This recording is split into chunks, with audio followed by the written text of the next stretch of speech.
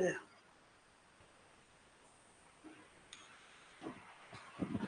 चलिए, कल हम लोग फाइनेंशियल सिस्टम जो है उसमें देखे थे, तो उसमें हम लोग देखे मूल रूप से कि जो आपका डेट मनी मार्केट जो है, इसमें दो तरह का हम लोगों ने देखा है, एक मनी मार्केट और एक को हम लोगों ने देखा उसको बोलते हैं capital market.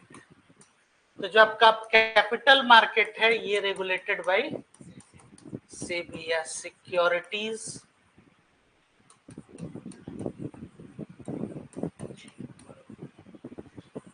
Exchange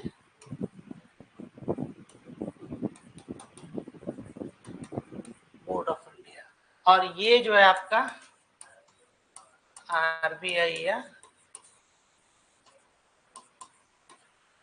reserve bank of India, ठीक है, रेगुलेटेड बाय।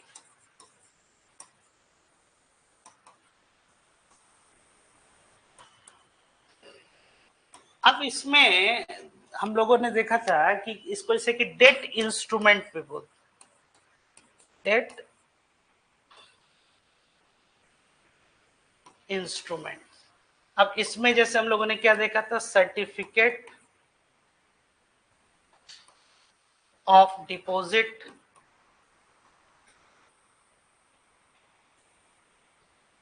कॉल मनी,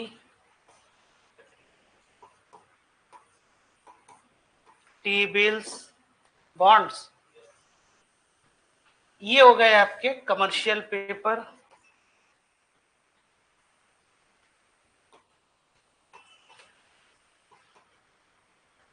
ये आपके क्या हो गए, ये डेट इंस्ट्रूमेंट और ये मनी मार्केट इंस्ट्रूमेंट भी इनको ये कहा जाता है। ये आपका जो है ये क्वेश्चन, ठीक है। और इसके साथ साथ जो आपका जो फिनेंशियल सिस्टम जिसको हम कह रहे थे,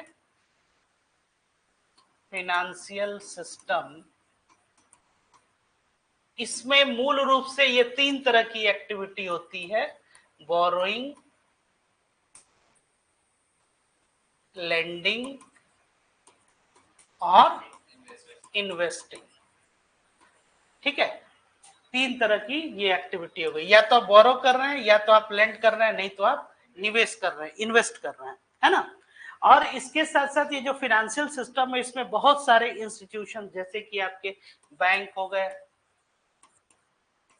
एनबीएफसीज, ठीक है, इंश्योरेंस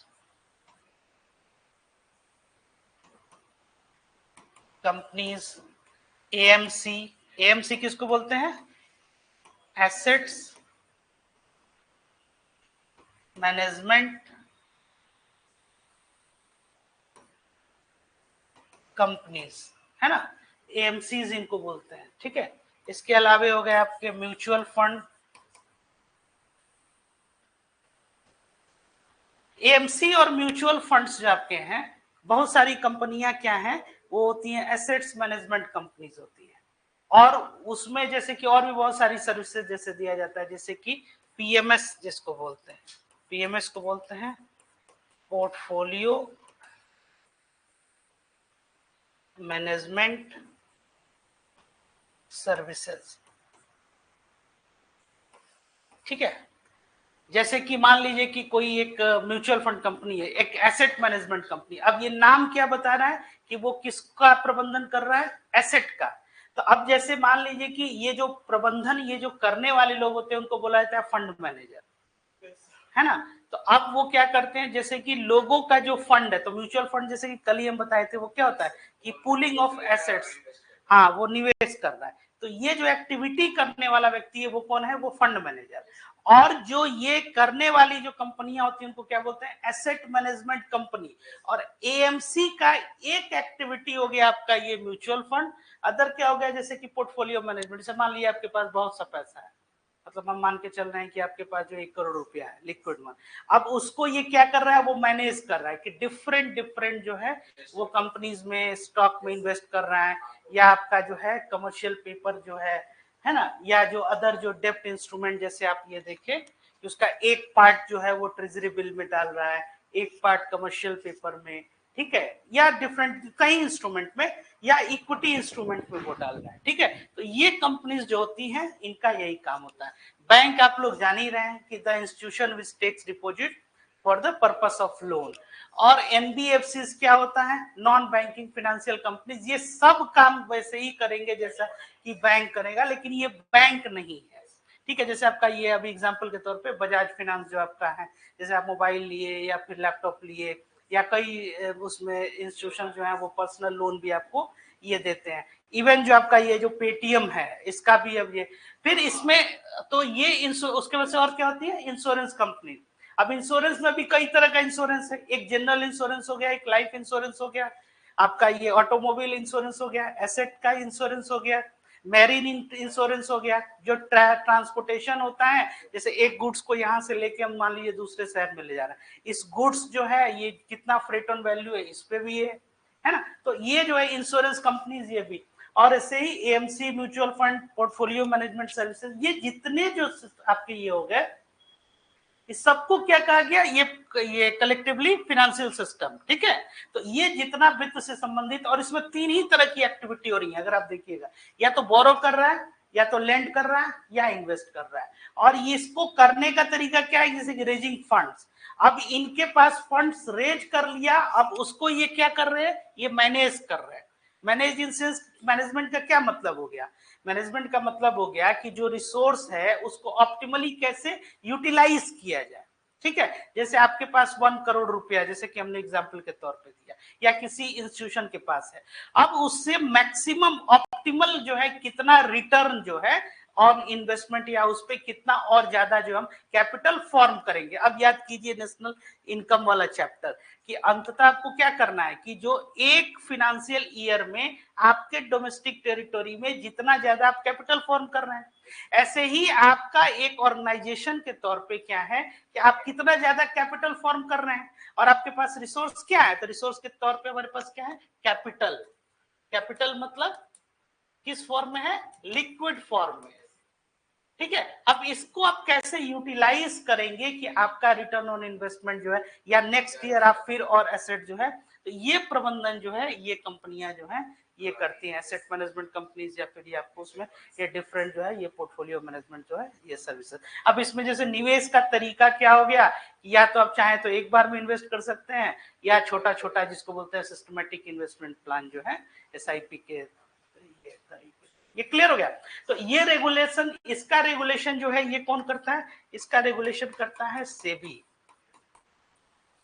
ठीक है। अब इसी में अगर कुछ ऐसे कंपनीज होती हैं जो डेट इंस्ट्रूमेंट में इन्वेस्ट कर रही है, डेट इंस्ट्रूमेंट में मतलब कि जैसे फिक्स डिपॉजिट में, ट्रेजरी बिल्स में, तो फिर उसका रेगुलेटर कौन हो जाएगा, आरबीआई हो जाएगा। अगर वो इक्विटी में कर रही हैं तो सेबी होगा, अगर उनका निवेश अगर डेट इंस्ट्रूमेंट में होगा तो, अब समझ में आ गया। तो इसलिए, और ये ओवरऑल किसके दायरे में आ गया, सेबी के दायरे, ठीक है। तो उस पर्टिकुलर फंड की बात हो रही है कि वो हाँ, जैसे कि अब अभी आपको बताया क्या कि नाम ही इसका क्या बता रहा है कि म्यूचुअल, मतलब कि पारस्परिक तौर पे, तो लोगों से क्या किया कि वो पुल किया। तो एक व्यक्ति के तौर पे भी कर सकते हैं आप, और एक संस्था के तौर पे भी, इंडिविजुअल तौर पे भी आप कर सकते हैं, है ना, और इंस्टीट्यूशन के भी तौर पे कर सकते हैं। जैसे एक कंपनी मान लीजिए कि कोई भी आप नाम ले लीजिए ना, क्या फर्क पड़ता है, जैसे कि Aditya Birla capital private limited, ठीक है।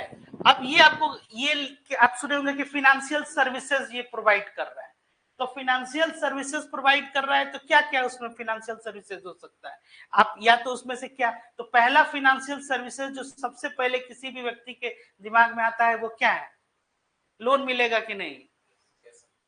साधारण एकदम सामान्य शब्दों में समझिए कि भाई आप किस चीज के हैं, तो बैंक है। एक सामान्य जो मान लीजिए आप कोई फाइनेंशियल सर्विसेज प्रोवाइड कर रहे हैं, तो पहला प्रश्न यही है कि भाई कर्ज दीजिएगा कि नहीं, हमको कि जरूरत हमको पैसे की है तो बोरो, तो मतलब क्या होगा कि बोरो। दूसरा क्या है कि ये लेंड कर रहा है, तो अच्छा ये भी बोरो कर रहा है कहीं ना कहीं से, तो भाई फंड आपका आ रहा है। अच्छा इसके बाद से क्या, इन्वेस्टिंग। दूसरा आप और आ गया ये कि मेरे पास कुछ हाउस होल्ड सेविंग या बहुत दिन से हम काम कर रहे हैं, कुछ मेरे पास रकम जो इकट्ठा हो गया 2, 3, 4, 5 लाख रुपया अगर है, तो क्या हम इसको निवेश करें आपके यहाँ तो कुछ हमको रिटर्न मिलेगा। और तीसरा क्या है कि हम खुद चाहते हैं कि आपको कर्ज देना चाहते हैं।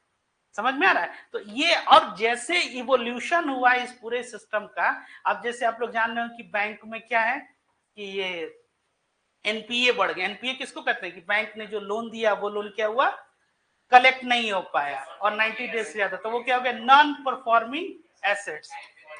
हाँ, NPA, non performing assets, NPA. इन एनपीए को जो इसका, जैसे कि एक बैंकिंग क्या किया, वो रीस्ट्रक्चरिंग भी किया, इसको भी कलेक्ट करने के लिए, जैसे कि आप देखिएगा, जैसे कि डेप्ट रिकवरी ट्राइब्यूनल डीआरटी होता है, उसको रिकवर करने वाला भी एक अलग से एक इंस्टीट्यूशन जो है आगे चल के वो बनाएंगे। ठीक है, जैसे कि ये डेट रिकवरी एजेंट जो लोग होते हैं, है ना, जो डीआरए जो होता है, या जो कलेक्शन एजेंसीज जो है, कलेक्शन जान मालूम है क्या होता है, कलेक्शन रिकवरी नहीं मालूम है आप लोग क्या होता है? हाँ, तो तुरंत जो आपके पास जो फोन आ जाता है कि भाई अपना आपका जो है ये बकाया, तो ऐसे इंस्टीट्यूशंस जो है ये बनाए हैं। हायर किया हुआ है तो कोई कंपनी है ना, कोई फाइनेंशियल कंपनी होगी ना, उसका काम ही है वो ये कलेक्ट करना। तो कलेक्शन और रिकवरी में ये अंतर हो गया कि जैसे मान लीजिए कि आपको हर मंथ ईएमआई देना है, जैसे 5000, तो उसको अगर 5 तारीख को देना है तो 5 तारीख को, और इनको हम कहे या तो ये एक व्यक्ति हो गए या तो ये कोई एक संस्था हो गए, तो इनको हमने कहा कि मेरे बैंक का जो है इतना, तो ये 5000 रुपी आपसे गए तो 5 तारीख से ले लिए, तो ये क्या हुआ, ये कलेक्शन हो गया, ये आपको मतलब कलेक्ट करना है। रिकवरी क्या होता है कि आप 5 तारीख को नहीं दिए, आप अगले मंथ भी 5 तारीख को नहीं दिए, फिर उसके अगले मंथ जब 5 तारीख को नहीं दिए, तो अब इसको जो ये मांगने वाला व्यक्ति है उस, हाँ, एक नहीं, आप 5 के बाद 6 तारीख से ही, 7 तारीख से ही कलेक्ट। अब कहाँ नोटिस पे अब चलेगा, पहले इसको हम जो कह रहे हैं उसको पहले सुन लीजिए। जो ये एक नॉर्मल एक्टिविटी है उसको कलेक्ट करना कहते हैं, कि आपको 5 तारीख को देना। अब जब अगर वो एक सर्टेन पीरियड तक नहीं हो गया तो वो जो एक्टिविटी हो जाएगी, वो भी तो पैसा ही ले रहा है लेकिन उसको कलेक्शन नहीं करता, उसको क्या कहेंगे, रिकवरी। अब आपने जो है डैमेज कर दिया, अब इसको रिकवर करना है। आई बात समझ में?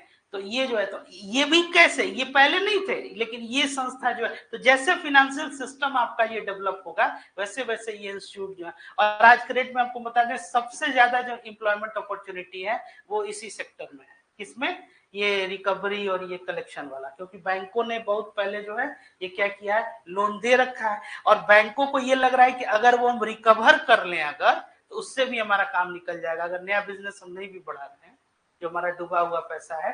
तो ये भी एक बहुत अच्छा जो है एक फील्ड जो है, मतलब ये कलेक्शन रिकवरी, इसमें भी मतलब बहुत है, जैसे कि एक बकेट 1, 2, 3, अब थोड़ा वो टेक्निकल हो जाएगा, वो कोई मतलब के मतलब का चीज, बस आप ये समझिए कि उस तरह का भी एक इंस्टीट्यूशन जो है वो बनता है। और आगे चल के जैसे कि उसमें एक सरफेसी एक्ट भी होता है, सिक्योरिटाइजेशन एसेट एंड रिकंस्ट्रक्शन जो है, आगे आप लोग देखिएगा।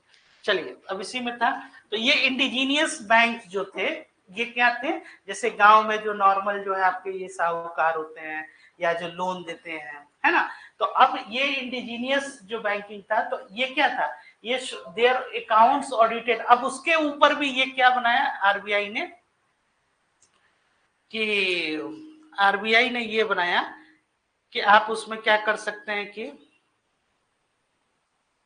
ऐसा नहीं है कि आप कोई रेगुलेशन से परे, आपको भी एक रेगुलेशन उस पर बनाना होगा। जैसे कि गांव में क्या होता था कि कोई भी व्यक्ति कुछ भी जो है सूद पे पैसा जो है वो क्या कर रहा है, उसको जरूरत है, और उसके बाद से सूद पे सूद, सूद पे सूद, मतलब इंटरेस्ट पे। तो अब उस पर ये बनाया कि indigenous banking should have their accounts audited bye certified chartered accountant.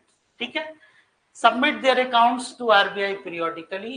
As against these obligations, the RBI promised to provide them with privileges offered to commercial banks, including being entitled to borrow from the and rediscount bills with RBI. ठीक है, तो अब ये क्या, indigenous banking जो है ये decline to accept the restrictions as well as compensation from RBI. Therefore, the IB remain out of RBI's purview. तो ये जो इंडिजीनियस बैंकिंग हो गए, ये क्या हो गए, ये आरबीआई के परव्यू से ये क्या हो गए, ये अलग हो गए।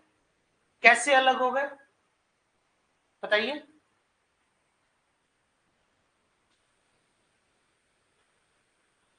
कैसे अलग हुए? सामने आंसर लिखा हुआ है। हाँ, ये क्या कर दिए, ये डिक्लाइन कर दिए। ये यही आप लोग का स्टेटमेंट हो सकता है एग्जाम में जो पूछ दे।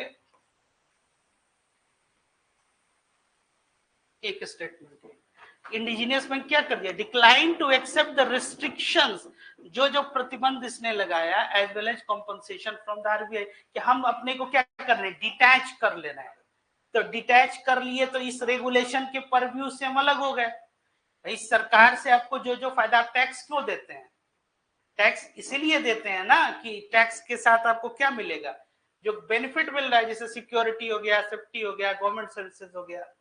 अब आप याद कीजिए जो सीडीएम और एनसीएम जब मूवमेंट चला था, सविनय अवज्ञा आंदोलन, उसमें क्या कहा गया था कि कर जो है, टैक्स जो है, ये जो देते हैं वो नहीं दीजिए आप लोग। क्यों? क्योंकि वो टैक्स का जो पैसा है वो क्या कर रही है गवर्नमेंट जो है, ब्रिटिश गवर्नमेंट की हम बात कर रहे हैं। तो ये टैक्स कोई भी सिटीजन अगर दे रहा है तो उसके बदले में उसको क्या चाहिए। तो यहाँ पे ये कहे कि हमको चाहिए ही नहीं आपसे कोई कॉम्पनसेशन और कोई, हम आपके रेगुलेशन और इसके ये परव्यू से इंडिविजुअल। हाँ, और ऐसे भी कल कोई बता ही रहे थे, आप ही बता रहे थे ना कि 5 रुपया सैकड़ा जो है वो। हाँ तो है? एक साल में 60% ना, 60% एक साल में इंटरेस्ट जो आदमी पे करेगा, तो चाहे वो कितना भी बड़ा मतलब वो संपन्न व्यक्ति हो। हाँ, तो गांव में जो ये साहूकार या ये लोग जो होते थे वैसे ही जो है, हाँ तो अभी भी प्रिवेल कर रहे हैं। ठीक है, चलिए। अब इसके बाद आया डेवलपमेंट ओरिएंटेड बैंकिंग जो है। अब इसमें ये क्या है, ये क्लोज एसोसिएशन ऑफ बैंक्स, और जैसे इसमें कि आपको डेवलपमेंट के लिए ये, इसका नाम ही ये बता रहा है, जैसे कि सिडबी एक करके था, small industrial development bank of India, SIDBI, इसका हेड ऑफिस लखनऊ में है। 1990 में ये, तो सिडबी है, जैसे आपका आईडीबी है, industrial development bank of India. हाँ तो, हाँ तो जैसे आईडीबीआई था, industrial development bank of India, तो वो इंडस्ट्री को जैसे कि ये डेवलप करे, तो ये क्या है, उसको विकास मतलब उसमें करना है, उसके लिए वो फाइनेंस कर रहा है, ये नाम ही है उसका। तब इसमें क्या है कि close association between banks and some traditional industry, जैसे कि कॉटन टेक्सटाइल है या आपका जूट टेक्सटाइल है। तो banking has not been mere acceptance of deposit and lending money to include development banking. अब ये केवल जो है इसी पर्पस के लिए नहीं था कि डिपॉजिट और लेंड करने के, इसके साथ साथ क्या करना है, इसको डेवलपमेंट बैंकिंग जो है ये। अब इसी में लीड बैंक स्कीम जो है, जिसमें क्या है कि बैंक ऑफिसेस जितने इंपॉर्टेंट लोकल जो है आपके ये लोकेलिटीज हैं, वहां पे क्या करना है, उनको ओपन करना है। ठीक है, जैसे कि मान लीजिए कि कोई आप औद्योगिक कोई केंद्र बताइए बिहार में, या बिहार झारखंड दोनों मिला के, कोई भी ऐसा कोई औद्योगिक केंद्र, जैसे आप बोकारो ही ले लीजिए, जैसे आप जमशेदपुर ले लीजिए। हाँ, अब ये सब क्या है, ये इंडस्ट्री। अब वहां पे आपको इंडस्ट्री को अगर डेवलप करना है, तो वहां पे आपको एक फाइनेंशियल इंस्टीट्यूशन जो है या डेवलपमेंट बैंकिंग जो है वहां पे हमको एक ले जाना। ठीक है, तो वहां पे इसका मान लीजिए कि ब्रांच हमने ओपन कर दिया। ठीक है, और क्या है, credit for development of the district, और ये क्या प्रोवाइड कर रहा है, आपको क्रेडिट प्रोवाइड कर रहा है कि उस जिला या उस स्थानीय जो है डिस्ट्रिक्ट है उसके डेवलपमेंट के लिए। और क्या कर रहा है कि मोबिलाइजिंग सेविंग्स इन द, जैसे सर्विस एरिया अप्रोच, इसको आप लोग नोट कर लीजिए, ये काफी इंपॉर्टेंट है। Savings in the district service area approach जो है, मतलब कि ये आपको सेवा प्रदान करने के लिए।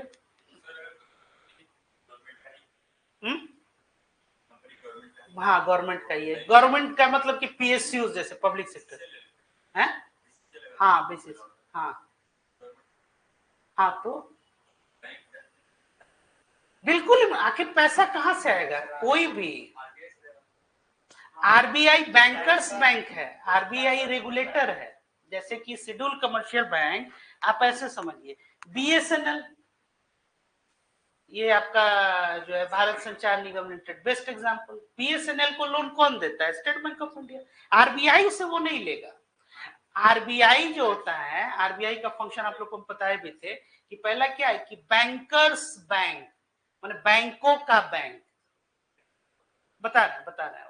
जैसे कि आरबीआई है बैंकर्स बैंक, मतलब बैंकों का बैंक। और बैंक क्या करती है? तो डिपॉजिट लेती है लोन देने के लिए, ठीक है। ठीक वैसे ही जैसे आप इसको देखिए, ये गवर्नमेंट्स बैंक, जो सरकार है उसके लिए क्या है? बैंक है आरबीआई। तो आरबीआई जो है वो डायरेक्ट लोन नहीं देगी।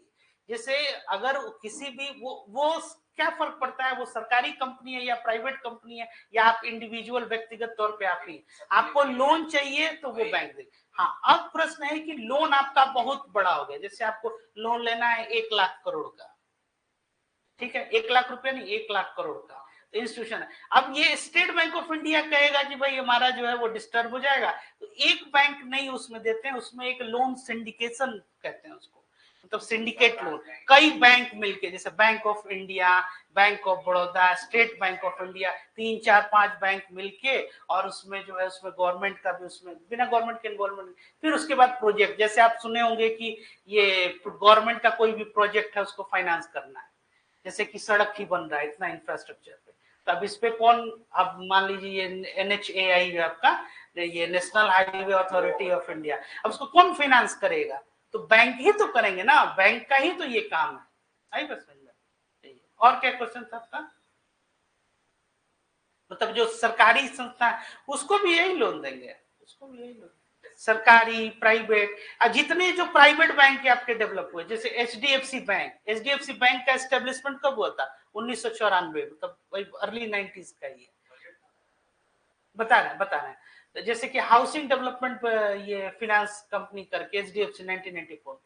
तो प्राइवेट जितनी जो बैंक ये आपके फ्लोरिश हुए लास्ट 25-30 सालों में, 91 के बाद से हम लोगों ने क्या किया, 91 के बाद से हम लोगों ने इकोनॉमिक रिफॉर्म्स लाया और उस सेक्टर में, तो इन सबको जैसे कि एक कंपनी के तौर पे, जैसे कि मान लीजिए कि यही एक कंपनी है, कोई बगल में मान लीजिए एबीसी प्राइवेट लिमिटेड, और ये फाइनेंस कंपनी है, बैंकिंग कंपनी है, तो बैंकिंग कंपनी के तौर पे अब इसको स्टार्ट में पैसा कौन दिया होगा? कुछ सरकारी ही बैंक तो दिया होगा ना, जैसे एसबीआई उसमें इन्वेस्ट किया होगा, या उसमें मान लीजिए कि लोन दिया होगा, कहीं से तो लोन लिए होंगे ना। और over the period of time आज क्या, एचडीएफसी आज नंबर 1 प्राइवेट बैंक एक आता है, और नंबर 1 प्राइवेट बैंक ही नहीं है, कई मामलों में वो स्टेट बैंक ऑफ इंडिया से आप देखिएगा कि वो कम्पीट कर रहा है, और कुछ मामलों में, लेकिन उसको कौन ये आगे बढ़ाया, मतलब लोन कौन दिया? इसलिए कल हो कि अगर ये भी उसकी स्थिति इतनी अच्छी हो जाए कि वो चाहे तो बहुत सारे पब्लिक सेक्टर बैंक जो है, तो आपका अगर इंस्टीट्यूशन नहीं परफॉर्म कर रहा है, तो वो आपके प्रबंधन की कमी है, या आपके नीतिगत आपने फैसला नहीं किया, या जो, या आपका नहीं वैसा परफॉर्मेंस रहा, ये अलग बात है। जैसे बैंकों का भी परफॉर्मेंस जो है वो मेजर किया जाता है, ठीक है ना। एक बेसिकली वो है कि सर्विस प्रोवाइडिंग इंडस्ट्री में, तो 3 4 5 लोग मान लीजिए कि यहीं पे आप लोग मिलके एक बैंक स्टार्ट किए और खूब मेहनत किए, बहुत तेजी से इसका डिपॉजिट बढ़ाए, एडवांसमेंट बढ़ाए, लोन बढ़ाए, बहुत अच्छा आप सही मतलब परफॉर्म किए, ये बैंक से क्या हो गया, धीरे धीरे कई ब्रांचेस के खुल गए। और ठीक वैसे ही एक बहुत बड़ा ब्रांच है आज भी स्टेट बैंक ऑफ इंडिया, इसके नंबर ऑफ ब्रांचेस सबसे ज्यादा है। किसमें? नहीं, एसबीआई जो पब्लिक सेक्टर बैंक की बात, हाँ प्राइवेट लेवल तो 1984 एस्टेब्लिशमेंट था उसका, 84-85 से तब से ही है। तो अब ये हो गया आपका जितना, तो ये कौन इसमें लोन दिया? तो ये पब्लिक सेक्टर बैंक। हाँ, अब क्या क्वेश्चन आप पूछ रहे हैं? हाँ, बजट किसका? ये यूनियन बजट, हाँ रोज बनाने के बाद, हाँ बजट में ऐड हो जाता है, मतलब हम नहीं समझ रहे।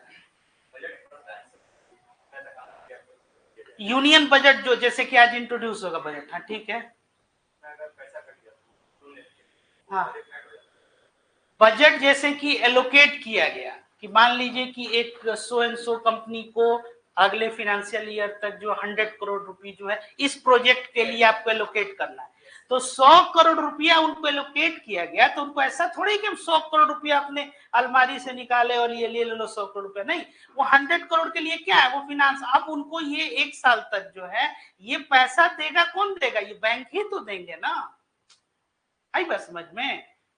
जैसे कि मान लीजिए कि आपको बोकारो धनबाद के बीच में सड़क बनाना है, अब इसके लिए है, तो अब आपको ये कहां से फंड्स लेना है, तो बोकारो ब्रांच जो है उसके लिए, और स्टेट बैंक ऑफ इंडिया मान लीजिए कि आपको जो उसका हेड ऑफिस है आपका मुंबई, तो state bank of India Mumbai, वहां से जो है गवर्नमेंट ने ये ऑर्डर किया और फिर कहा क्या कि लोकल ब्रांच से आप चाहें तो इस अकाउंट के अंतर्गत जो आप पैसा वहां से आप ले लिए, तो आप वहां से पैसा, और अब तो सेंट्रलाइज सीबीएस हो गया है, सेंट्रलाइज बैंकिंग सिस्टम, कोई फर्क नहीं पड़ता आपका अकाउंट कहाँ हो, आप कहीं से विड्रॉ कर सकते हैं। आई बस समझ में। तो चूंकि ये बड़ा प्रोजेक्ट है 100 करोड़ का, तो आप क्या लोकल वहां बोकारो जो अगर ब्रांच है वहां से आप, और वो किसके ऑर्डर पे, तो आप जैसे मान लीजिए गवर्नमेंट का अगर फंड है तो ऑर्डर कौन करेगा, बताइए कौन ऑर्डर करेगा उसके लिए, डिस्ट्रिक्ट में सबसे बड़ा अधिकारी कौन होता है। हाँ, तो अब उसमें गवर्नमेंट का, भारत सरकार का अगर कोई प्रोजेक्ट है या कोई भी, तो इनके आदेश से फिर उसके बाद से उसकी ऑडिटिंग होगी, फिर पैसा वहां से, अब बैंक से ही तो पैसा लेना या देना कहीं भी किसका काम है, बैंक का। आपको अभी कैश निकालना है तो कहाँ जाइएगा भैया, डीएम ऑफिस जाइएगा कि स्टेट बैंक ऑफ इंडिया जाइएगा, एसबीआई में जाइएगा। लेकिन आपको अगर वो सिग्नेचर करके ये कर दिए कि ये इतना जो है फंड्स आपको गवर्नमेंट का ये जो है ये पास किया जा रहा है, तो वो पास किया जा रहा है, तो पैसा आप कहाँ लीजिएगा, एसडीओ साहब के यहाँ से लीजिएगा, स्टेट बैंक ऑफ इंडिया से लीजिएगा। आप समझ में आ गई बात। तो ये काम जो लेन देन का पैसा है, हाँ अगर एसबीआई नहीं कर रहा है तब उसके बाद से आप कहिए कि हमारे पास भारत सरकार ने हमको ये दिया। जैसे आपको पारितोषिक मान लीजिए कि आपको कल के राष्ट्रपति अवार्ड मिला, उसमें 5 लाख रुपया जो है राष्ट्रपति आपको एक चेक दे दिए, भारत सरकार स्टेट बैंक ऑफ इंडिया जो है इसमें, अब आप गए तो आप एसबीआई, तो पैसा कहाँ निकालने जाइएगा, यही चीज है कि प्रोजेक्ट वो फाइनेंस कर दिए और फिर उसके बाद से ये पेमेंट जो करना होता है, तभी बिल सबमिट किया जाता है ना, कि भाई ये सड़क बनाने का 100 करोड़ का प्रोजेक्ट है, तो 100 करोड़ का प्रोजेक्ट है तो आपको उसका लेबर कॉस्ट इतना इतना लगा, फिर आप बिल सबमिट कीजिए, फिर वो बिल को सबमिट करते हैं तो बिल के अगेंस्ट में क्या मिलता है, आपको पेमेंट मिलता है। आप अगर नहीं एविडेंस ये है, हाँ यही चीज। प्राइवेट बैंक खोलना चाह, हाँ बिल्कुल खोलिए, बहुत बढ़िया। हाँ हाँ तो खोलिए, तो उसमें क्या मतलब आपका क्या है, ये नहीं पूछिए ना, क्वेश्चन पूछिए ना।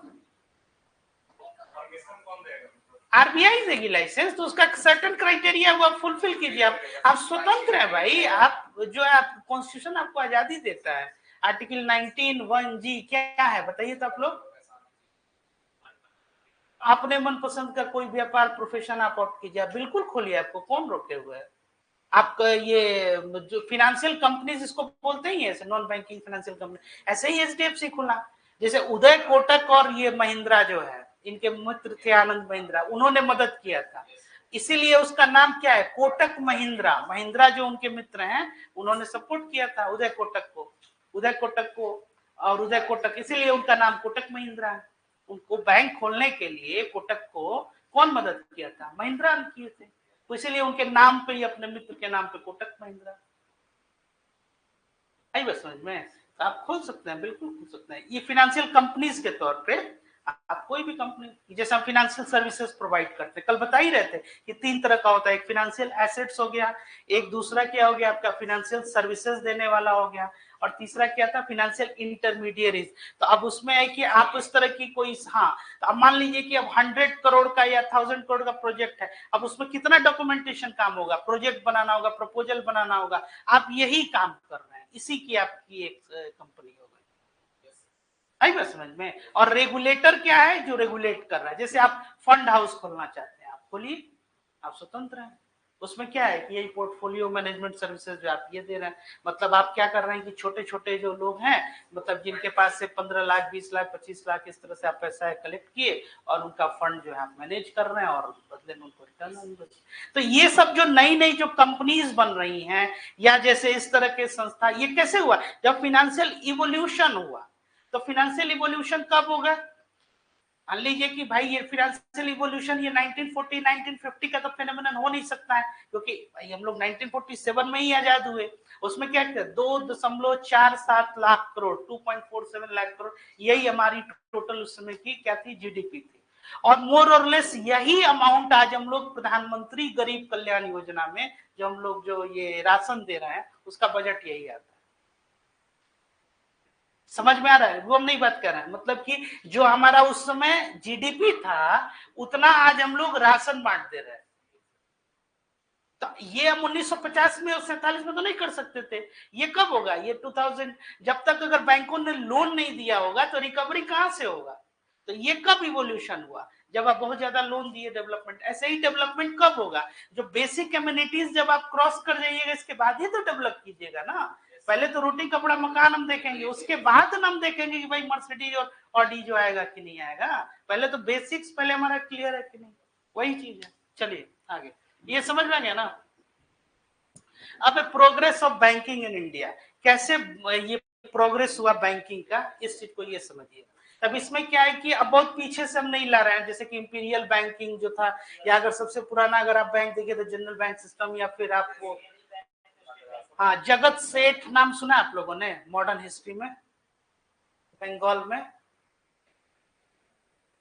ये रॉबर्ट क्लाइव वगैरह ये सब पढ़े आप लोग।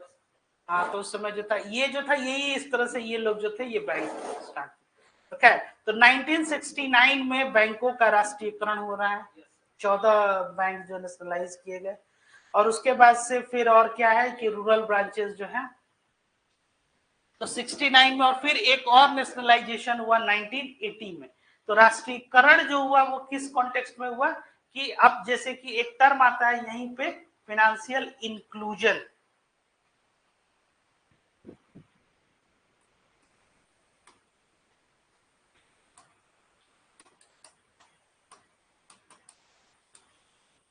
है ना, इसको बोलते हैं वित्तीय समावेशन।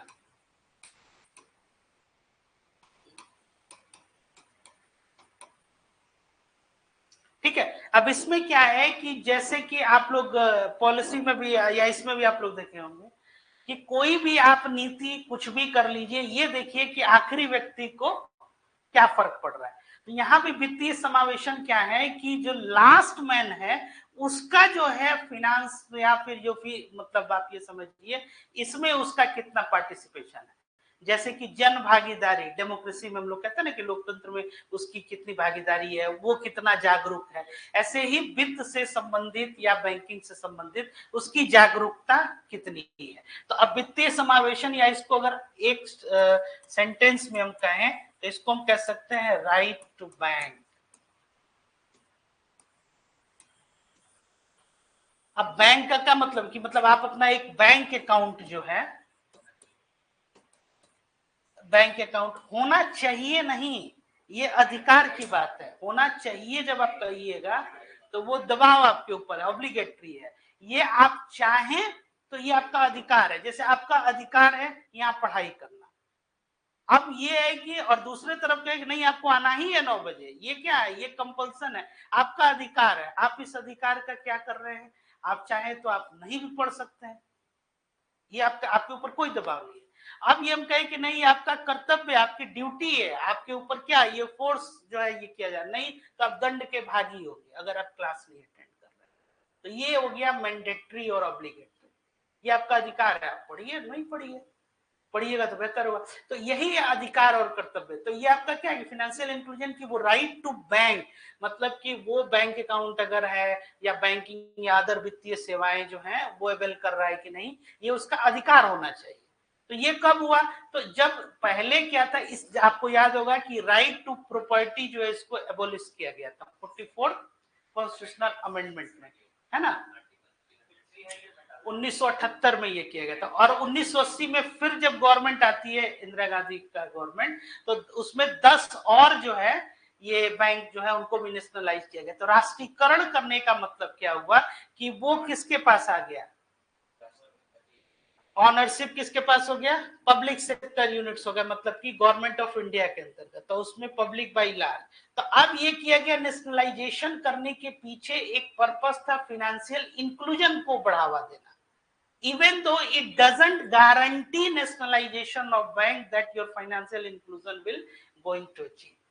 इस चीज को समझिए, ये बहुत थोड़ा सा इसमें तकनीकी पक्ष है कि राष्ट्रीयकरण करने का मतलब कि मान लीजिए कि कोई प्राइवेट संस्था है, उससे हम ओनरशिप को छीन के किसके पास लेते हैं? गवर्नमेंट के पास। लेकिन इसका पर्पस क्या था कि वित्तीय समावेशन को, फाइनेंशियल इंक्लूजन को बढ़ावा देना। लेकिन ये गारंटी नहीं करता, ये केवल क्या किया? ओनरशिप किया। अगर ऐसा होता तो अब उसके बाद भी कई लोगों का बैंक अकाउंट या फिर किसी तरह का ये बैंकिंग सुविधा जो है या वित्तीय सेवा वो लोग नहीं ले रहे थे। इसी कॉन्टेक्स्ट में एक बहुत बड़ी जो है एक योजना जो है, आप लोग जानते भी होंगे संभवतः, प्रधानमंत्री जनधन योजना। इसमें क्या किया गया कि सबका जो है ये एक बैंक अकाउंट जो है ये कोऑपरेट किया गया, ठीक है। इसके बाद और आगे जब आप इसमें देखिएगा तो और एक और है जैम ट्रिनिटी। क्या है, कोई बताएगा? जे फॉर जनधन, जनधन योजना। ए फॉर आधार, और एम क्या हो गया? मोबाइल, ठीक है। इन तीनों को जोड़ दिया गया। तो अब जो है इन तीनों को जोड़िएगा तो फिर क्या आएगा? ओटीपी आएगा। नहीं, हाँ, मतलब ये हुआ कि अब आपका कि one man one bank account जो है, जैसे कि अब उसमें क्या है कि आपका एक बैंक अकाउंट हो गया। तो अब बैंक अकाउंट मतलब कि क्या, आपका समावेशन हम लोग क्या कर रहे हैं? वित्तीय तौर पे बैंक अकाउंट हो गया। अब इसके बाद से उसको किससे जोड़ा गया?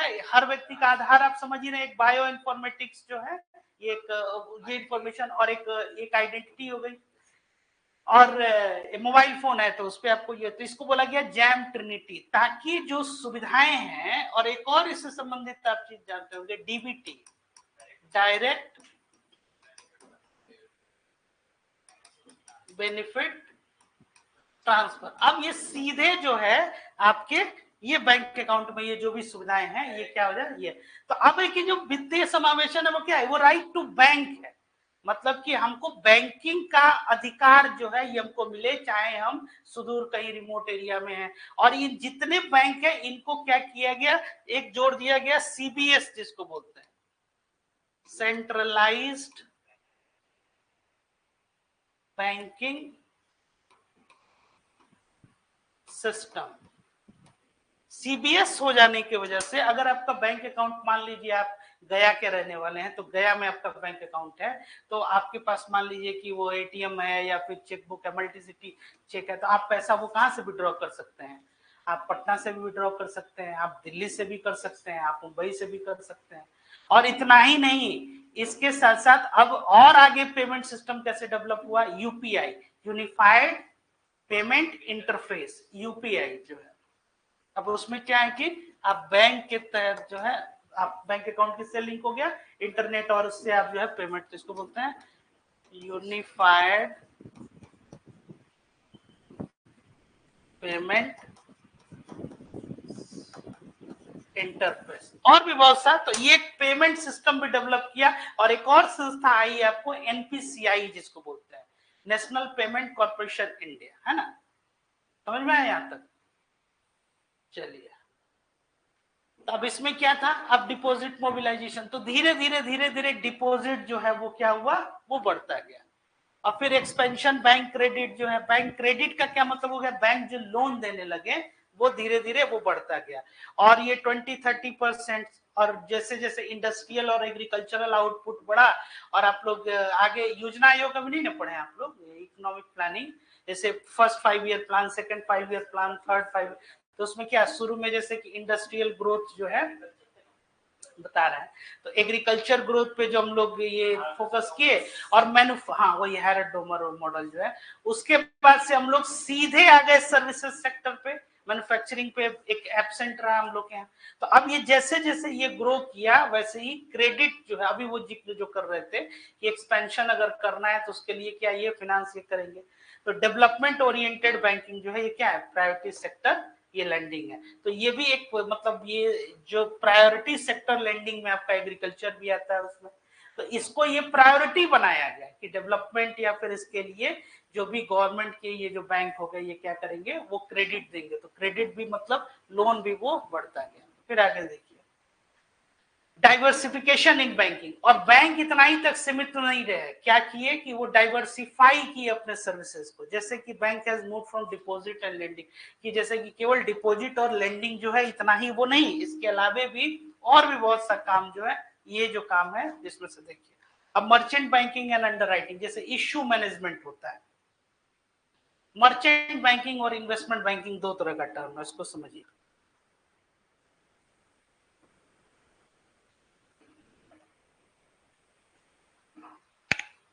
जैसे समझिए, मर्चेंट बैंकिंग क्या होगा, इश्यू मैनेजमेंट। अगर मान लीजिए कि दो कोई इंस्टीट्यूशंस है, मर्जर एक्विजिशन इससे संबंधित अगर कोई भी क्या है, ये आप समझिए कि उससे ये डॉक्यूमेंटेशन या भी कोई भी कार्य करना है, तो ये मर्चेंट बैंकिंग जो है ये उनका काम है।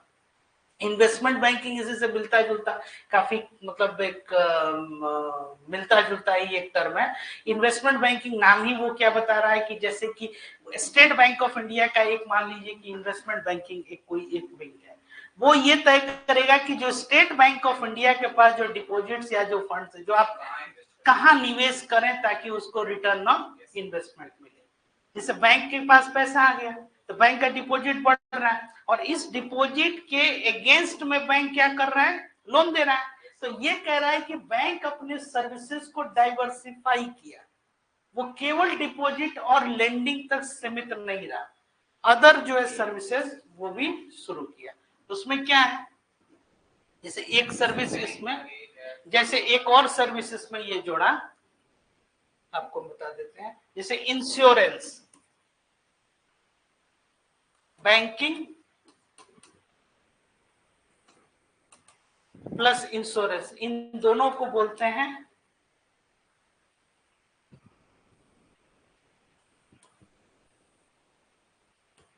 Bank insurance. ठीक है, समझ में आ रहा है। जैसे बहुत सारे बैंक ऐसे क्या हैं कि वो इंश्योरेंस का भी जो है आपको बिजनेस में वो भी हुआ, मतलब एक बार आप चले जाइए तो वन स्टॉप। जैसे आप कैसे शॉपिंग मॉल है, तो शॉपिंग मॉल में गए तो वहां पे क्या होता है, सुई से लेके और हवाई जहाज तक, literally I am not talking about हवाई जहाज, लेकिन मतलब जो भी आपको चाहिए वो सब आपको एक कॉम्प्लेक्स के अंदर मिल गया। ऐसे ही जो भी आपको सर्विसेज चाहिए, जैसे एक बार आप एंटर कर गए स्टेट बैंक ऑफ इंडिया या एचडीएफसी बैंक, ठीक है, चलिए दोनों की मार्केटिंग कर देते हैं, तो आपको सारी सर्विसेज मिल गई। सारी सर्विसेज मिल गई मतलब का क्या मतलब हुआ कि आप अगर बैंक अकाउंट अगर करना उसमें ओपन करना चाहते हैं वो तो मिला ही, आप लोन लेना चाहते हैं वो तो मिला ही, आप निवेश करना चाहते हैं तो वहां म्यूचुअल फंड वो भी है, आप अगर इंश्योरेंस करना चाहते हैं वो भी सर्विसेज में वहां पे आपको मिल जाएगा। ठीक है, आप जो है किसी भी तरह का, तो जैसे कैसे हो गया कि वन स्टॉप सोल्यूशन, कि एक जगह आप वहां आ गए तो सारे, तो ये सर्विसेज में, तो ये कब होगा जब आप डाइवर्सिफाई कीजिएगा। जैसे अगर आप किसी बैंक में गए, आप किसी ग्रामीण बैंक में आप चले गए, तो आप वहां गए और आप ये कहे कि भाई नहीं कि मेरा लड़का जो है वो रहता है स्कॉटलैंड में और उसको हम पैसा या ये, तो बोलेंगे नहीं यहाँ नहीं होगा, वो कहीं आप हो। But state bank of India मतलब इंटरनेशनल बैंकिंग, वहां भी आप हर जगह इंटरनेट से संबंधित आपको एनईएफटी या मतलब सारे वो सर्विसेज। अब इसमें देखिए ये अंडरराइटिंग म्यूचुअल फंड्स में है, रिटेल बैंकिंग समझ ही रहे आप लोग, एटीएम क्या हो गया, ऑटोमेटेड मशीन, एनीवेयर बैंकिंग मतलब आप समझ ही रहे हैं कि कहीं भी वो हर जगह जो है वो बैंकिंग आपका उपलब्ध है। इंटरनेट बैंकिंग वही, उसमें क्या है जैसे कि जैसे आईएमपीएस से आप पेमेंट करें इमीडिएट, ये मोबाइल पेमेंट सिस्टम हो गया, या आप ये यूपीआई वाला जो आप करते हैं, एनईएफटी करते हैं, मतलब जहां पे इंटरनेट से इस्तेमाल। वेंचर कैपिटल फंड समझिए ये क्या है, वेंचर कैपिटल अभी कुछ दिन पहले भी आप लोग को बताए थे। ऐसे बहुत सारे जैसे इंस्टीट्यूशंस हैं जो स्टार्टअप में इन्वेस्ट करते हैं। जैसे मान लीजिए कि अब आप काफी एक अच्छे स्टूडेंट रहे हैं, ठीक है, एक अच्छे स्टूडेंट रहे हैं, फिर उसके बाद से आपने जो अपनी पढ़ाई पूरी की, इंजीनियरिंग की पढ़ाई आईआईटी से पूरी की, और फिर उसके बाद आपने मान लीजिए प्रबंधन भी पूरा किया, मतलब कि एमबीए भी आप किए, आपको एक इंडस्ट्री को लेके एक काफी आपका एक अप्रोच जो है एक अच्छा है, हॉलिस्टिक अप्रोच, या हर तरह से आपने कहीं काम भी किया मान लीजिए इंडस्ट्री में, या मतलब किसी कॉर्पोरेशन में, तो आपको एक वर्किंग जो नॉलेज है वो नॉलेज भी है, इंडस्ट्री के विषय में आप समझ भी रहे हैं, आप उसका एक विजनरी अप्रोच भी है, और आपने एक आइडिया एक रखा और एक प्रपोजल रखा, तो इस पे किसी भी इंस्टीट्यूशन को निवेश करने में उसको ये लग रहा है कि एक प्रॉमिसिंग जो हमको ये और एक अच्छा हमको रिटर्न ऑन इन्वेस्टमेंट मेरे निवेश पर मिल सकता है, तो people are ready to invest in your idea and proposal, इसी को कहते हैं वेंचर कैपिटल। वेंचर कैपिटल मतलब आपके स्टार्टअप में हम निवेश करना चाहते हैं, आपको दिखाई दे रहा है कि भाई ये इनका भविष्य जो है, और इन्हीं का भविष्य नहीं, इनके साथ अगर हम निवेश करेंगे तो मेरा भी जो है वो बेहतर होगा, तो ये वेंचर कैपिटलिस्ट होता है। ये लोग मतलब स्पेशलाइज्ड हो गए किसके लिए, स्टार्टअप में, उनके पास भी सर्टेन इंडिकेटर होता है, ऐसा नहीं है कि वो सीधे कोई आपको ऐसे ही निवेश कर देगा। फिर प्रॉफिट, प्रॉफिट क्या होता है उसी दिन समझाए थे, प्रॉफिट कैसे देखेगा वो, मान लीजिए कि आज में आप 10 साल नहीं हमको बताइए, 5 साल बाद आप हम जो है उसमें हम निवेश कर रहे हैं, एक आइडिया में इन्वेस्ट कर रहे हैं, 5 साल तक आपका ऑर्गेनाइजेशन रहेगा कि नहीं, तो हम कैसे प्रॉफिट को जरा सा मेजरमेंट करेंगे, समझाइए हमको। आप मेरे पास प्रपोजल एक लेके आए कि सर कल हम एक स्कूल खोलने जा रहे हैं, आप उसमें निवेश कीजिए वेंचर कैपिटलिस्ट के तौर पे, हम वेंचर कैपिटलिस्ट के तौर पे आपको पहले कंप्लीट हम नहीं कंप्लीट हम कर लें तो आप आंसर कर पाइएगा, और हमने आपको 10 लाख रुपए का एक चेक दे दिया, तो कैसे मेरा प्रॉफिट, हम वेंचर कैपिटलिस्ट हो गए, 10 लाख रुपए आपको हमने दे दिया, आप क्या आप वही तो कंप्लीट बता रहे हैं ना, और कैसे फिर प्रॉफिट, फिर हमको तो प्रॉफिट वर्ड कैसे आपने यूज किया,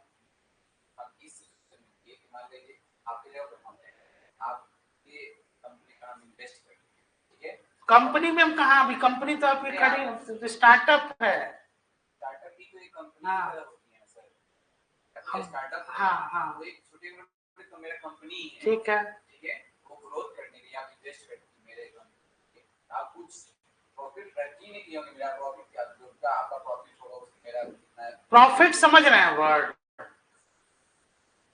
हाँ क्या प्रॉफिट किसको कहते हैं, इनकम का जो होता है, प्रॉफिट कोई समझाएगा क्या, 10 रुपया का कोई चीज 12 रुपया में बेचे तो 2 रुपये जो एग्जैक्टली, मतलब selling price minus purchasing price, यहाँ सेलिंग परचेजिंग नहीं है, यहाँ क्या है, इसको बोलते हैं कि that I am shooting in the dark, अंधेरे में हम तीर चला रहे हैं, कैसे, कल क्या होगा हम नहीं जानते हैं, हम आज प्रॉमिसिंग है कि ये क्या है, ये किसी इंडस्ट्री से, या फिर इनके पास इंडस्ट्रियल नॉलेज है, प्रोफेशनल नॉलेज है, इनको थोड़ा इनके इनमें हम निवेश कर रहे हैं फ्यूचर में, फ्यूचर के बारे में कोई नहीं जानता कि वो इंडस्ट्री रहेगी कि नहीं रहेगी, तो वेंचर कैपिटलिस्ट लेकिन उसको ये लग रहा है कि भाई हम इसमें निवेश करेंगे तो मेरे रिटर्न पे इन्वेस्टमेंट आएगा वो जो है अच्छा आएगा, प्रॉफिट तो इसमें वर्ड ही नहीं आ रहा है, अभी आप 5 साल तक तो आपको सिस्टम बनाने में लगेगा, ये भी तो हो सकता है ना, उसके बाद आप ब्रेक इवन पे पहुंचिएगा, आई बात समझ में, तो ये लोग क्या है धीरे धीरे स्टेक, जैसे कि उससे ज्यादा बेहतर निवेश जो है, मान लीजिए कि यहाँ पे आप जान रहे कोई शॉप वगैरह जो है ये उसको हमने ये दे दिया, और फिर वहां हम उसके हिस्सेदार बने, तो वेंचर कैपिटलिस्ट ये क्या है, ये आपके स्टार्टअप में निवेश कर रहे हैं, समझ में आ रही है बात, कि हमको आपका आइडिया बेहतर लगा, जैसे आप किसी एक ऐसे गांव में आते हैं जहाँ उस गांव में कोई स्कूल नहीं है, और आप हमारे पास प्रपोजल लेके आए कि सर इस गांव के बच्चे जो है दूसरे जगह पढ़ना जाते हैं, तो ऐसा है कि यहाँ पे एक स्कूल खोला जाए, हमने उसमें निवेश किया 10 लाख रुपए, ठीक है, अब 10 लाख इसमें हम कहीं अभी हम सोच नहीं रहे हैं कि क्या होगा नहीं होगा, वो चलेगा भी कि नहीं चलेगा, सही बात में, अब आपका वो क्या है, ये उद्यमशीलता है कि आप 1 वर्ष में या 2 वर्ष में आप देखिए और कहिए कि सर देखिए आज जो है 10 लाख रुपए आपने दिया था, आज हमारे पास जो है पर मंथ जो है वो 25 लाख या 50 लाख का हमारे पास टर्नओवर है,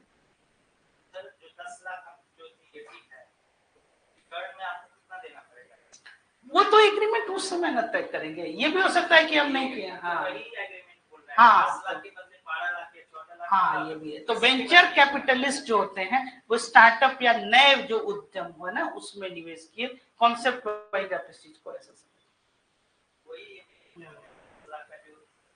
ठीक है, क्योंकि अभी वो चलिए नेक्स्ट, प्रॉफिटेबिलिटी ऑफ बैंक्स।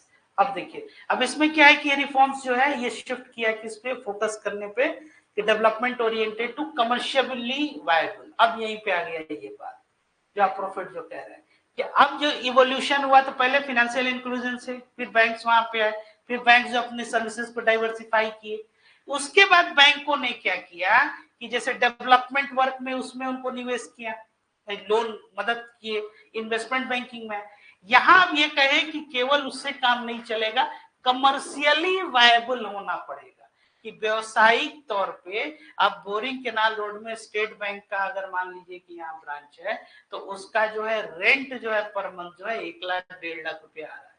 ठीक है, तो अब हमको कमर्शियली भी वायबल होना होगा, मतलब व्यवसायिक दृष्टिकोण जो है वो भी इसमें रखना होगा।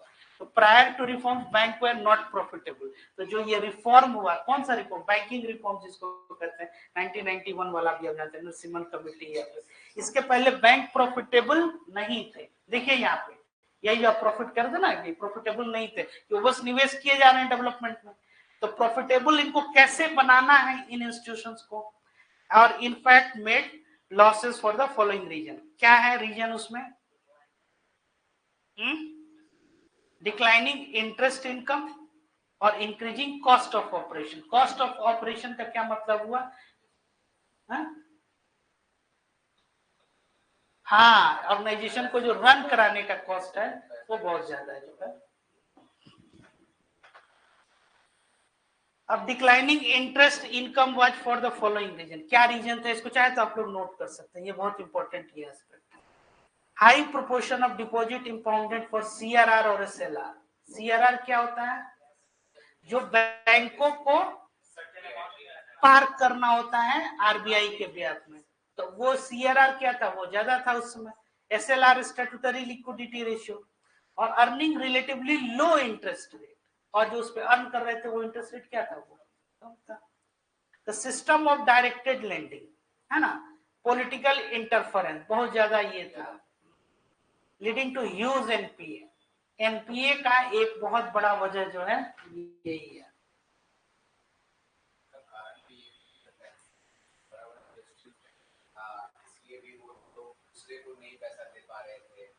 नहीं, इसमें अब और भी बहुत सा वजह होता है, हाँ वो आप लोग समझ रहे हैं।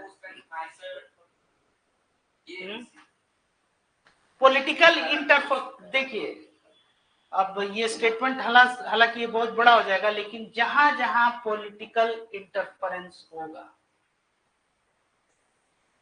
सेंटेंस पूरा कर लीजिए आप लोग, हाँ समझ रहे हैं, तो वही चीज है। तो पॉलिटिकल इंटरफेरेंस किस वजह से है, तो अब मान लीजिए कि अब उनका है कि एक अपने एक पर्टिकुलर जो है डोमेन में, हम मान लीजिए रूलिंग पार्टी के मेंबर ऑफ पार्लियामेंट है, अब हमको अब कोई प्रोजेक्ट जो है, जैसे कैसे बोले कि आपके गांव में एक वायबल नहीं है, कमर्शियली वायबल नहीं है कोई स्टार्टअप, लेकिन हम जो है जबरदस्ती दबाव बना के कि नहीं यहाँ जो है वो होना ही चाहिए, और पैसा कौन फाइनेंस करेगा, बैंक।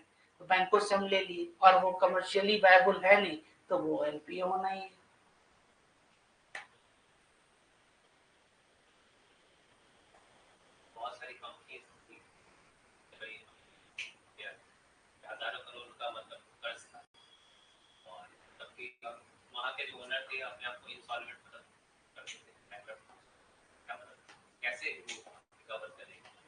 कौन रिकवर कैसे करेंगे, आते हैं उस पर, चलिए ठीक है। तो ये एनपीए जो है इसको समझिए पहले, ठीक है। तो अब rising cost of operation, operation cost क्या है वो बढ़ता गया, तो bank because of several reason, economic and political reason, ये क्या है, ये प्रॉफिटेबल वो नहीं रहे। ठीक है, अब देखिए, अब यही आ गया ये नरसिम्हन कमेटी, ये बहुत इंपॉर्टेंट है आप लोग के, इससे क्वेश्चन रहता है। तो नरसिम्हन कमेटी ने क्या दिया था, राइजिंग कॉस्ट ऑफ बैंक्स क्या क्या इसका, ये रिकमेंडेशन आप चाहें तो ये लिख लीजिए। अन इकोनॉमिक ब्रांच एक्सपेंशन, जैसे कि बिहार में कितने 38 डिस्ट्रिक्ट हैं, तो अब 38 जिला है, तो अब 38 जिला में हर डिस्ट्रिक्ट हेडक्वार्टर पे एक एक जो है, अब बैठे यहाँ मीटिंग हुई कि भाई 38 डिस्ट्रिक्ट में अब हमको एक एक ब्रांच खोलना है, हम ब्रांच खोल दिए। तो अब जो एक्सपेंशन जो है फिर हुआ कि नहीं सब डिवीजन लेवल तक भी चाहिए, वो भी खोल दीजिए, ब्लॉक लेवल तक 534 ब्लॉक तक पहुंच गया। लेकिन वो इकोनॉमिक है कि नहीं, वो नहीं, अनइकोनॉमिक ब्रांच एक्सपेंशन जो है ये होते गया। फिर हेवी रिक्रूटमेंट ऑफ एम्प्लॉइज, अब जाहिर सी बात है रोजगार जो है हर जगह है तो वहां पे आपको ये दबाव रहा है।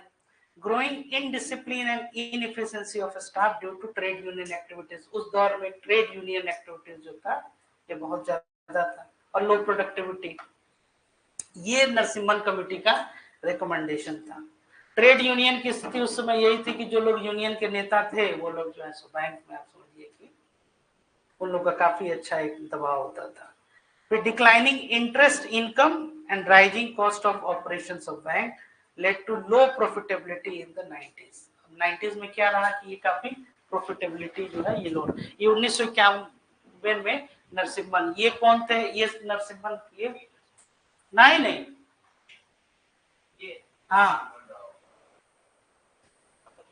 नरसिम्हा राव नहीं थे, ये नरसिम्हन, ईबीएस नरसिम्हन थे, ये आरबीआई के डिप्टी गवर्नर।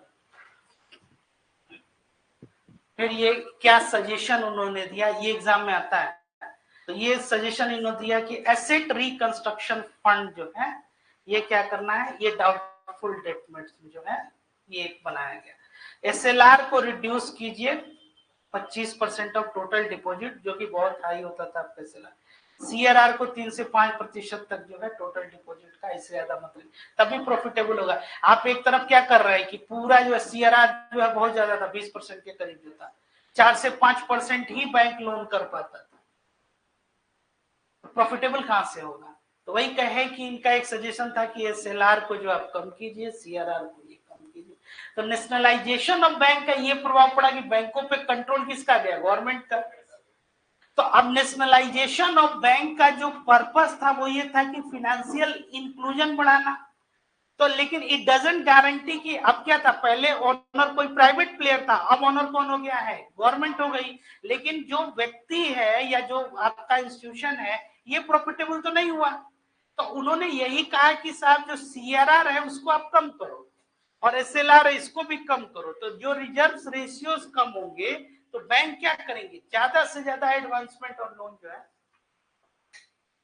और ज्यादा से ज्यादा लोन देंगे तो उसमें उनको इंटरेस्ट बढ़ेगा। Banks to get more freedom to set minimum lending rates, अब इनको क्या हो गया कि एक स्वतंत्रता मिल गई कि वो मिनिमम जो है वो लेंडिंग।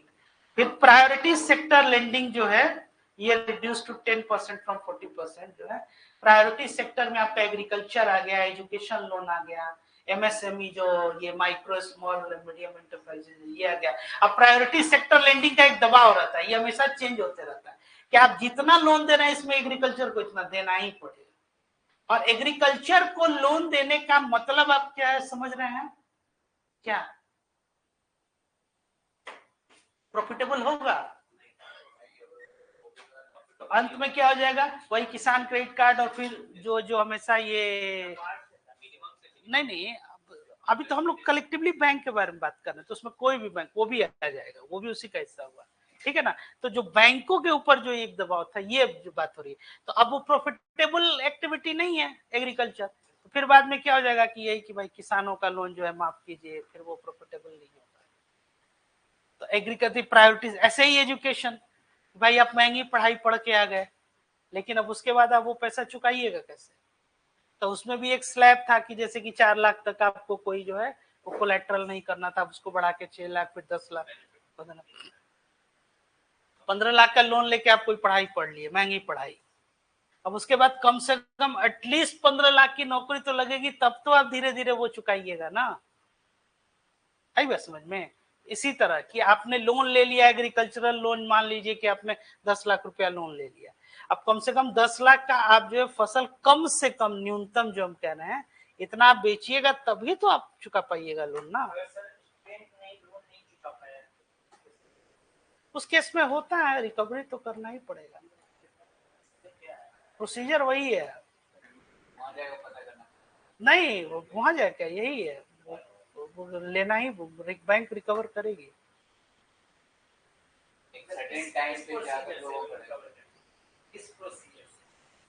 प्रोसीजर क्या है कि भाई अब पैसा लिए हुए पैसा लौटा ही है, और क्या।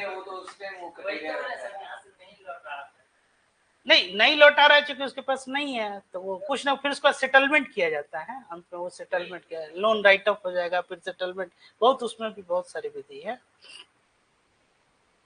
राइट ऑफ कर देगा, फिर उसके बाद से ये फिर सेटलमेंट करेगा कितना दे सकते हो। हाँ, फिर उसके बाद से अगर आप फिर भी नहीं चुका पाए तो आपको कोई भविष्य में लोन नहीं मिलेगा। हाँ, ये फिर और सजेशंस क्या था, तो जो कंसेशनल रेट्स थे वो क्या किया गया कि interest should be remove, bank should go for new sources of fund such as certificate of deposit. अब नया जो है बैंक को तो भाई पैसा चाहिए ही, और ब्रांच एक्सपेंशन जो ये क्या स्ट्रिक्टली जो है कमर्शियल प्रिंसिपल पे, कि जो ब्रांच जो ऐसा नहीं कि आप कहीं जाके ब्रांच खोल दीजिए, जैसे कोई इंडस्ट्रियल अगर एरिया है वहीं पे आप ओपन कीजिए, तो इसमें क्या करना है कि कमर्शियल प्रिंसिपल से।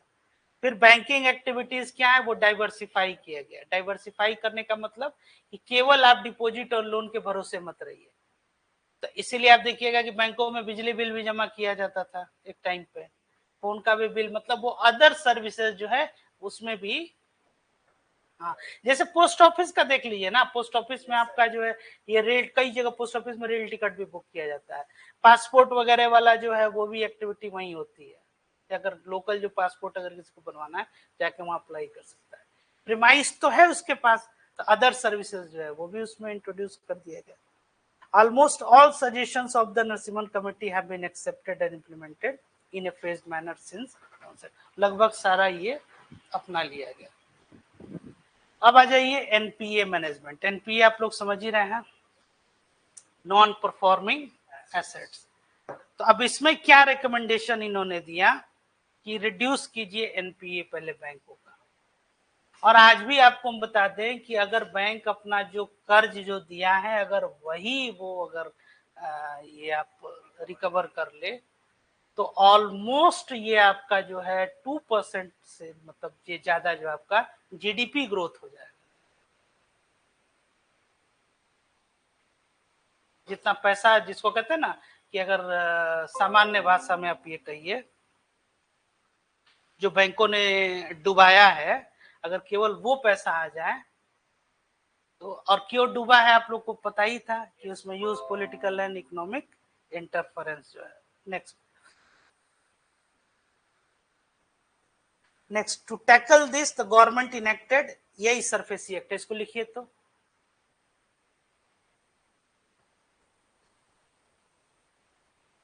पूरा फुल फॉर्म।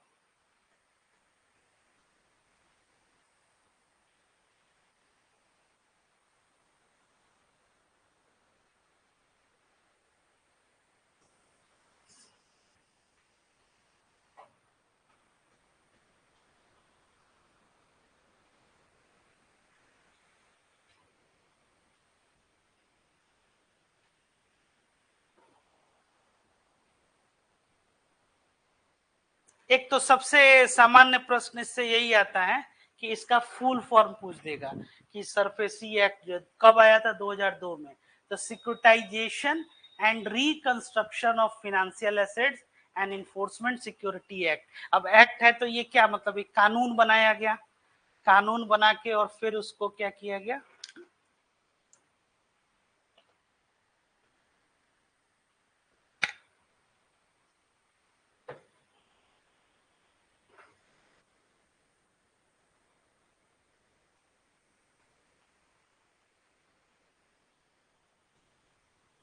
चलिए अब लिखिए इसके विषय में थोड़ा सा, और जो आप लोग की जागरूकता थी उसको भी हम थोड़ा सा, या उत्सुकता इसके विषय में एनपीए को लेके वो हम शांत कर देते हैं। ये कानून बनाया गया 2002 में, ठीक है, तो पहले लिखिए इसके विषय में sir.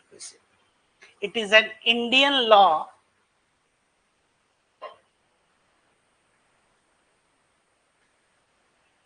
it is an Indian law which allows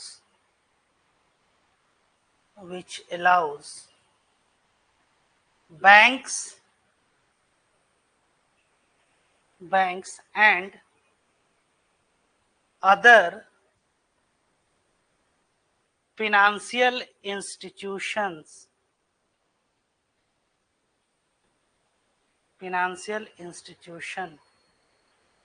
to auction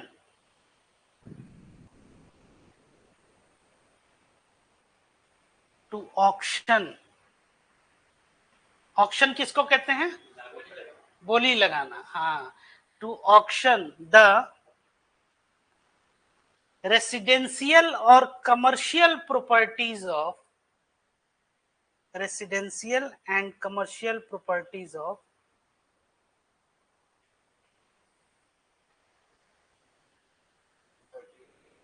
defaulters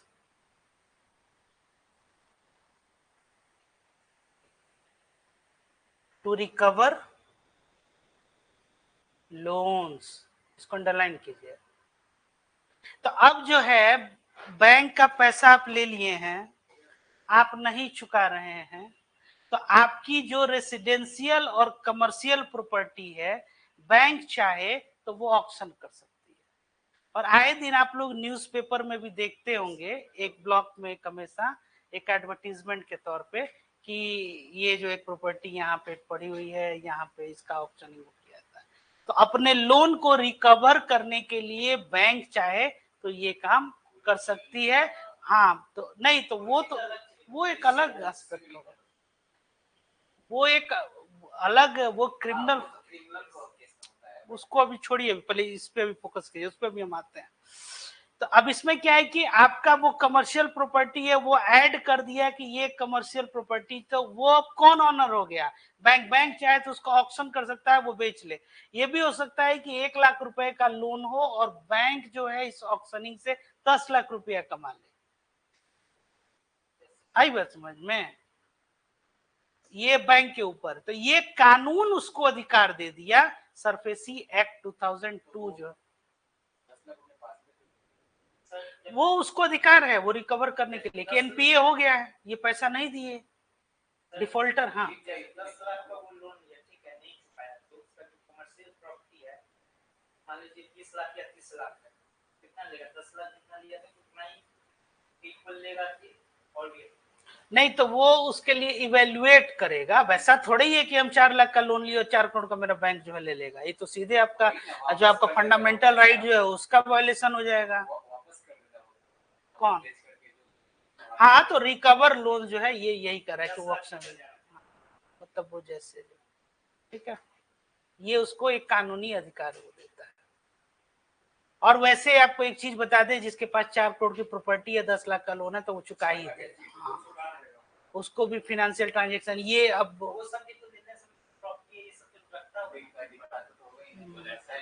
लेकिन इसमें एक टर्म यूज किया गया है, डिफॉल्टर। हाँ, और उसमें और एक और मतलब नया टर्म आजकल सुन रहे होंगे आप लोग, विलफुल डिफॉल्टर। जी हाँ, ऐसे लोग ही होते हैं, उनकी इच्छा ही होती है। चलिए उस पर आते हैं बाद में, पहले वर्ड समझिए। The first asset reconstruction company, ARC,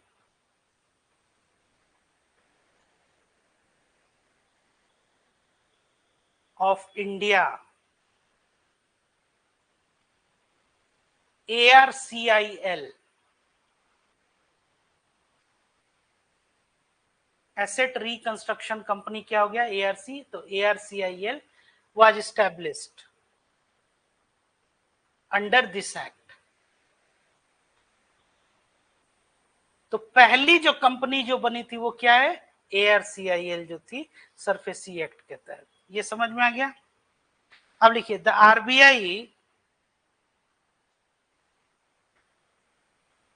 RBI has the authority to register and regulate ARC।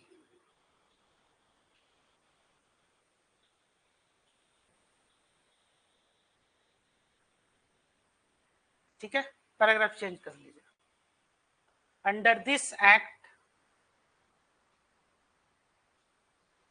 Banks और financial institutions banks and financial institution or financial institutions have many rights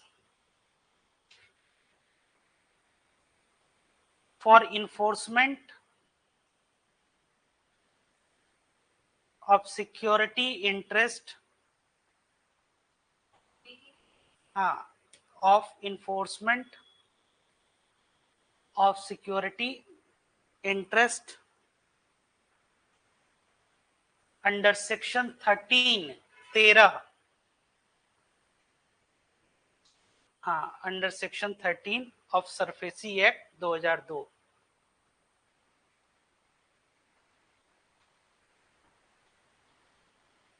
ठीक है, if borrower of financial assistance defaults on repayment of loan,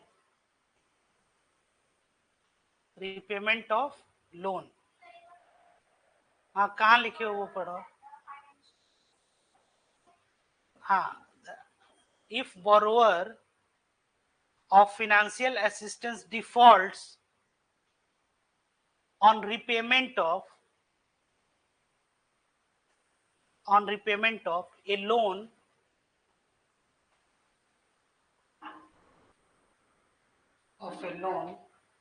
and their account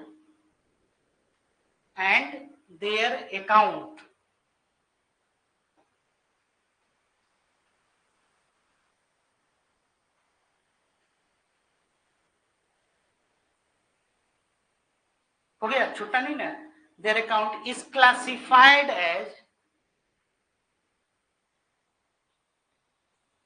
NPA, non performing asset, ठीक है, and the bank or financial institution may repossess the security asset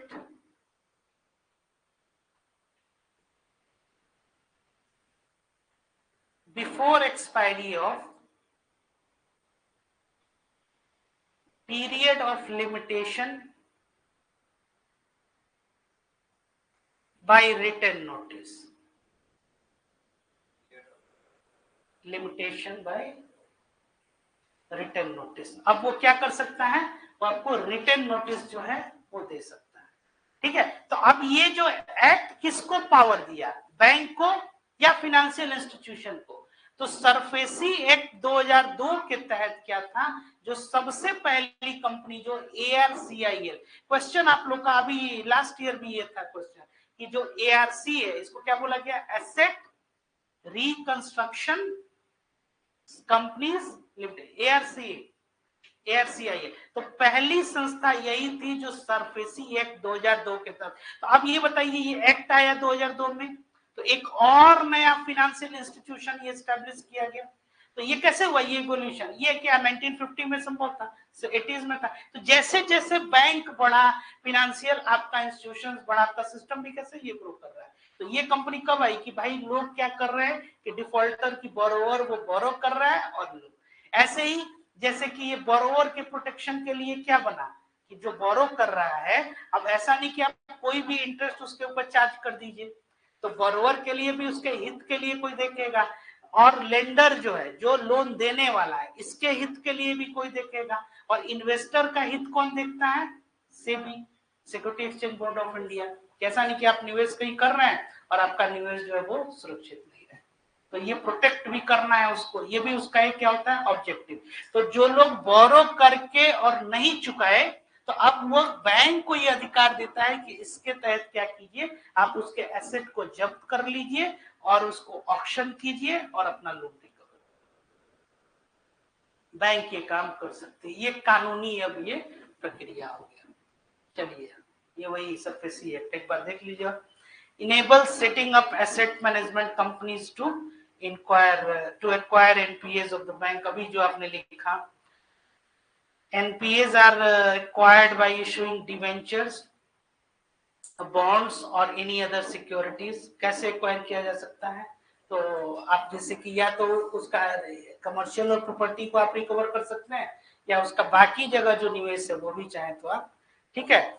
और as a second creditor can serve notice to the defaulting borrower to discharge his or her liabilities in 60 days. Second creditor का क्या मतलब हुआ ये समझिए, ये बहुत important है। सेकंड क्रेडिटर, फर्स्ट क्रेडिटर कौन हो गया? जो बैंक और फिनेंशियल इंस्टीट्यूशन है, यही ये नहीं रुकेंगे, ये दूसरे लोगों से भी जहां जहां आपने लोन लिया है उनको भी ये बता देंगे ये क्या can serve notice to the defaulting borrower, आपके विषय में ये सारा जो है कि भाई इनको जो है ध्यान में रखना है, ये आदमी जो है ये वही है जो हमारा भी पैसा नहीं चुका है।